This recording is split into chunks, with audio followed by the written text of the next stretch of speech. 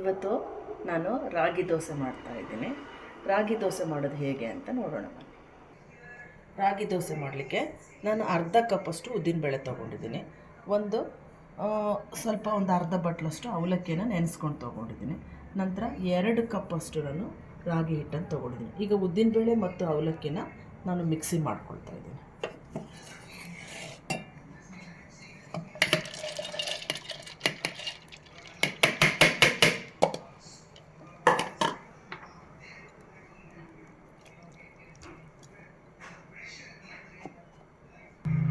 ಒಂದು spoon salt ಹಾಕ್ಕೊಳ್ತಾ ಇದ್ದೀನಿ. ಈ ರೀತಿಯಾಗಿ ಇದನ್ನು ಸಣ್ಣಗೆ ನಾನು ಮಿಕ್ಸಿ ಮಾಡ್ಕೊಂಡಿದ್ದೀನಿ. ಈ ಥರ ನೈಸಾಗಿದೆ.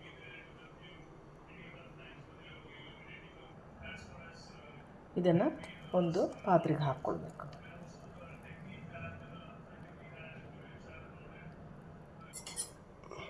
ಈ ಕಪ್ಪಿಂದ 2 ಕಪ್ಪು ರಾಗಿ ಹಿಟ್ಟು ತೊಗೊಂಡಿದ್ದೀನಿ. ಅದನ್ನು ನಾನೀಗ ಒಂದು ಅರ್ಧ ಕಪ್ಪಷ್ಟು ನೀರು ಹಾಕಿ ಮಿಕ್ಸಿ ಮಾಡ್ಕೊಂಡಿರೋದಕ್ಕೆ ಹಾಕ್ಕೊಳ್ತಾ ಇದ್ದೀನಿ.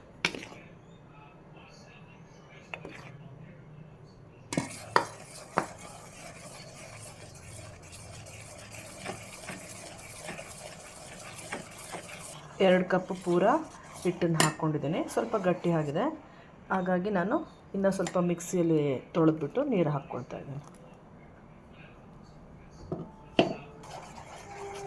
ಈ ರೀತಿಯಾಗಿ ಗಂಟಿಲ್ಲದೆ ಇರೋವಾಗೆ ಈ ಒಂದು ಹದಕ್ಕೆ ಕಲಸಿಟ್ಕೊಬೇಕು. ದೋಸೆ ಹಿಟ್ಟಿನ ಹದ ಅಥವಾ ಒಂದು ಇಡ್ಲಿ ಹಿಟ್ಟಿನ ಹದದಲ್ಲಿ ಕಲಸಿಟ್ಕೋಬೇಕು. ಇದು ಒಂದು 4ರಿಂದ 5 ತಾಸು ನೆನಿಬೇಕು. ಅಂದರೆ ಉದುಗ್ ಬರಬೇಕು, ಅಂದರೆ ಹುಳಿ ಒಂದು ಸ್ವಲ್ಪ ಫರ್ಮೆಂಟೇಷನ್ ಆಗಬೇಕು. ಸೊ ಬೆಳಗ್ಗೆ ಆಗ ದೋಸೆ ಚೆನ್ನಾಗಿ ಬರುತ್ತೆ. ರಾಗಿ ಹಿಟ್ಟನ್ನು ರುಬ್ಬಿಬಿಟ್ಟು 5-6 ತಾಸು ರಾತ್ರಿ ರುಬ್ಬಿಬಿಟ್ಟು ನೆನೆಸಿರೋದು. ಬೆಳಗ್ಗೆ ಈ ಥರ ಇದೆ. ಇದನ್ನು ನಾವೀಗ ದೋಸೆ ಮಾಡ್ಕೊಳ್ಳೋಣ. ಈಗ ಸ್ಟವನ್ನು ಆನ್ ಮಾಡಿ ಸ್ವಲ್ಪ ಎಣ್ಣೆನ ಸವರ್ಕೊಳ್ಬೇಕು.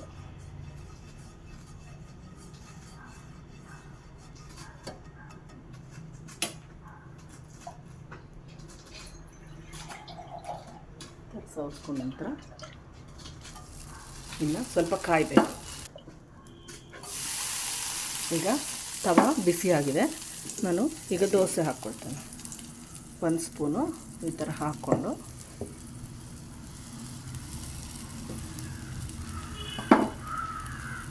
ಈ ಥರ ಬೆಣ್ಣೆಯನ್ನು ಸವರ್ಕೊಳ್ಬೇಕು.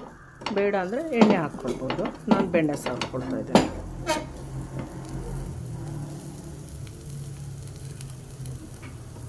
ಸವರ್ಕೊಂಡು ಈ ಥರ ಮುಚ್ಚಿಬಿಟ್ಟು ಲೋ ಫ್ಲೇಮ್ ಇಡಬೇಕು.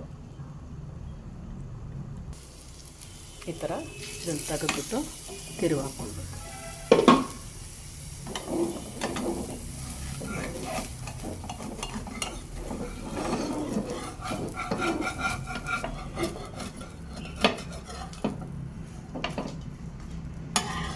ದೋಸೆ ರೆಡಿಯಾಗಿದೆ.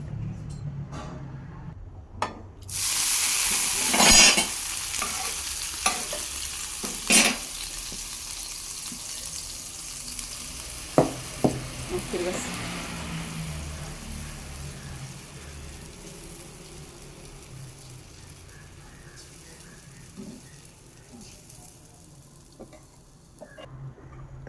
ಎಣ್ಣೆ ಹಾಕ್ಕೊಳ್ತಾ ಇದ್ದೀನಿ, ಕಡಲೆಕಾಯಿ ಎಣ್ಣೆ.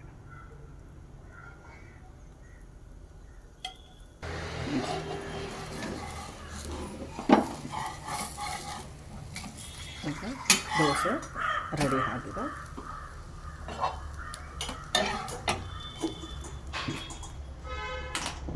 ಈಗ ರಾಗಿ ದೋಸೆ ರೆಡಿಯಾಗಿದೆ.